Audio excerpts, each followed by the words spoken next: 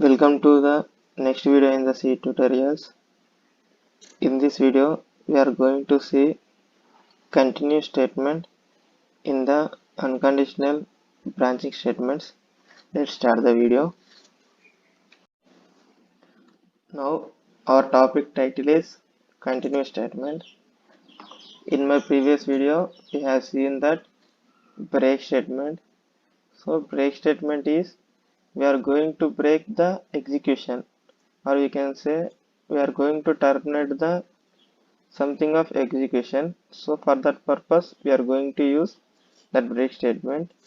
Now the continue statement is, here you can say we can skip the something execution, or we can say we can hide or skip the something of iterations in the loop.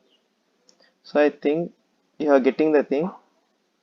So whenever we use this continue statement in the something in loops, then if the condition gets true of continue statement, then it is going to skip that iteration, and next it is going to continue the iterations. So whenever the continue statement is going to true, then that value is going to skip, and again it is going to continue. So you will get more idea when you see that a simple program. For that, I am considering a variable like I of int data type. Sorry, we need to write here int I variable of int data type. I am taking for loop only. In this, I am assigning the value of I with 1. Again, I want to take, I am taking the condition like if I less than or equals to 10, then I am incrementing the I variable. In this, I am printing the variable. I am taking, I want to print the value of I. Here for that also I am using like this. See, I am taking the statement in the for loop like this. If I run the program, you can see it is going to print the value of I. See, you can check out here. The value of I is going to print here. Suppose